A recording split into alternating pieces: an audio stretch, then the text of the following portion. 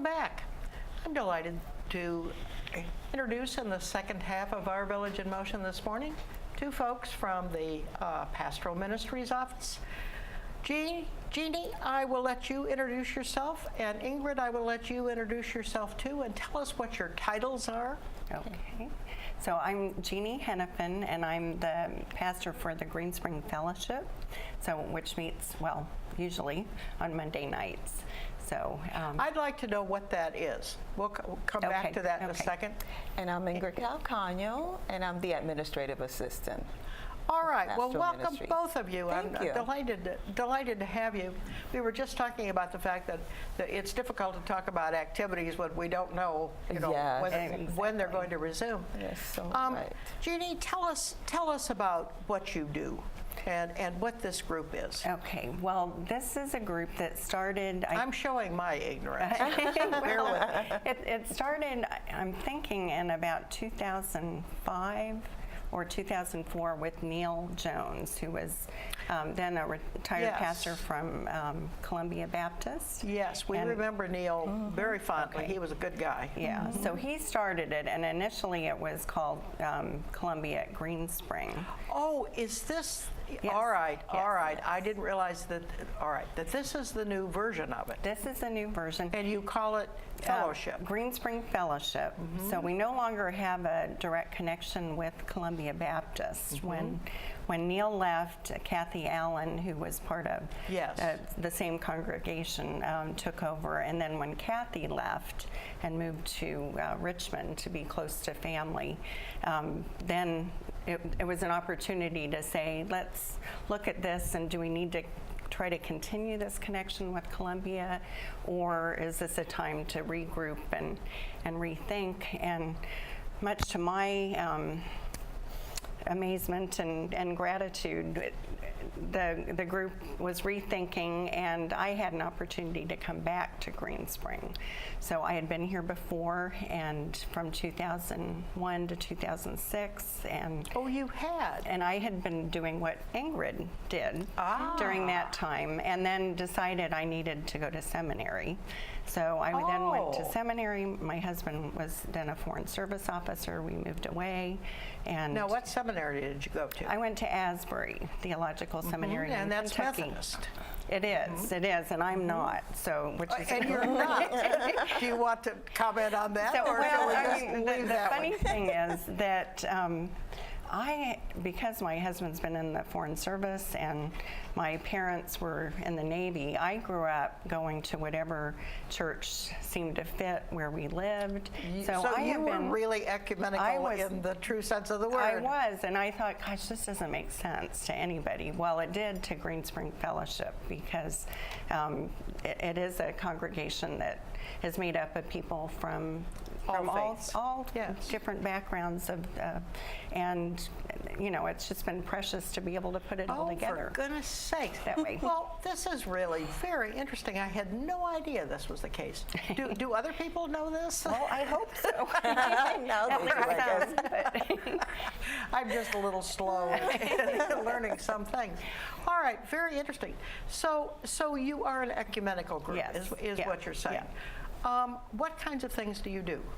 Well, every Monday we have a service, and we focus on kind of the old traditional hymns for the most part. And we're fortunate to have a couple of musicians here who play the piano for us, Fern Jennings and Sarah McCorkle, and I know they're so well known and loved in this community. And we also have a connection with Faith Evangelical Presbyterian Church, which is in Kingstown, and Madge Smith, who's a resident here, had been the wife of the founding pastor of that church. And so that church has really kind of embraced our community, and once a month they provide us with a worship team, and that's really precious. They also every Easter and Christmas do a cantata for us. So Faith Evangelical will be doing a cantata we hope and pray, on the 19th of March. So, and then we also just participate in all the other activities with the different faith groups. I'll be taking part in the Ash Wednesday service and the Good Friday service. Now, when is Easter this year? Easter is actually on April Fool's Day. So it's the 1st of April. And so it's quite early. And of course, you know, we all hope so much that we'll be back, you know, to regular activities by then. But one thing that Green Spring Fellowship is going to do this year for the whole community is we're going to put together Stations of the Cross on the Tuesday before Easter. And that will be something that'll be self-guided and interactive, and it'll be set up from 9 in the morning till 8 in the evening. And people can just come and go. And this was brought to the church that I belong to by somebody who lived in Croatia and had worked with Youth for Christ. So it's something that they did in 2009, and it's spreading out around the globe from there. And so we're one of the first places that get to have this outside of Croatia. So it'll be something special. Well, I know churches certainly do that. Who's setting it up? Well, I will be setting it up along with my friend from Croatia, Irena, and anyway, that'll take place like in the wee hours of the morning on Tuesday, so we'll have the chapel just set up that whole day for people to come and go. Oh, very interesting. It will be interesting to see how many folks take advantage of that. Well, I hope they do. So you are predominantly then Protestant. Well, I would say we're a Christian group, so we've got people who are Catholic that come. We've got some from the Greek Orthodox tradition. Okay. So when you said hymns, I think of mostly that as being Protestant. Yeah.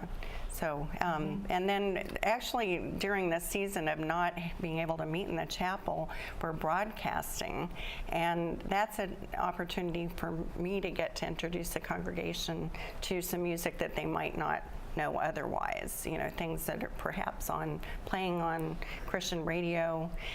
And you know, when I do that, I realize it's so different from what people have grown up with, that I try to pick things that I think have similar melodies to hymns, or, you know, it will somewhat appeal aesthetically. Are you doing any Gregorian chants? And we're not doing Gregorian chants, but we did. Plain song? Well, last week we had a chorus with the Oxford Boys Choir, so that was really sweet. Today we're going to play Softly and Tenderly, which is a song that I think will, it's not in our hymn books, I don't believe, but it's something that will resonate, I think, with most people. So anyway. It is interesting watching the church services on Channel 6 when you are perfectly aware that there's not a soul in the chapel. Yeah. There's something kind of eerie about that. That is true. And it must be kind of eerie for Jim Bell and some of the others to be standing up there, you know, giving I the guess service. it's like, I mean, you talking to the camera here, you know, you have to remember that your audience is out there even if we can't see them. And we want to maintain that connection. I think the residents want that too. So it's one way we can do that, and we're so blessed to have an opportunity. It's certainly realistically the only way right at the moment, isn't it? It is. And we're grateful to have both you and Channel 6 who can do this. Yeah. All right. Well, that's very helpful and informative for me. I didn't know all this. And go ahead with your agenda. My agenda is pending on, you know, the health alert being lifted. So it's a little bit challenging, but we are still working on trying to bring programs and the movies that hopefully will be showing. The annual memorial service, as you know, had to be postponed, and we want to let everyone know that we're still awaiting on whether or not, you know, the health alert is going to be lifted to publicize the new date. It's not that it's forgotten. We know we have a total of 35 families that are coming from outside the community for this service. Is that right? Yes, yes. Whoa. So they're looking forward to it, as we as well, us in the department. So you will need to set it a good month or so Yes. ahead of Yeah. Yes. whenever Yeah. you can. Yes, because we Okay. have to call all of these Yes. people. And you they know. have to make arrangements. Yes, yes. And I'm sure they're coming from all over the country. Yes, they are. Yes, they are. So that's something to look forward to, and we were really amazed on, you know, the people and the way that they really do want to kind of honor their family and come back to Green Spring, and very thankful to Green Spring for all that they did for their loved ones. So that was really Who will be conducting touching. that service? It would be Jim? Rabbi Aft. Oh, Yes, All right. and everyone in our department has a part in this service as well. And hopefully Friday, February 9th, we'll be showing a movie called Loving. Friday, This February Friday, 9th. Which is this That's Friday. This Friday, Yeah. so we're praying, we're Yeah. we're kind of throwing, you know, faith, having faith. And what time is that At movie? 1 o'clock, our usual time in Village Square Theater. It's about an interracial couple that lived here in Virginia, that were I think it was in Caroline County. Yeah. This couple got married in Washington, D.C., but when they came back to their Virginia, they met with the law that I think that's a very famous story, and of course very appropriate for Black History Month. yes, it was. So hopefully we'll get to show it. Yes, well, that would be a wonderful movie. I'd Yes, like it to see will. Yes, and just let everyone know that John Ribicki's session is postponed as well. But it will. Ellen Gale is who's the one who's coordinating this series, is gonna be letting us know about the new dates and time for this event as well. Well, everything is on hold, isn't it? Yes. Until we get a sense of this big, as you're saying, lifted. Yes. Yep. Well, ladies, I see our time is about up here. Is there anything you'd like to leave us with, or are we pretty completed at this point? Just want everyone to be safe and well, because Yes. this is really a huge deal with the virus and the flu, and hoping that everyone just, you know, follow the guidelines and washing their hands and just being careful. Yeah. We want everyone to be well. Well, a few prayers probably wouldn't hurt. Yes.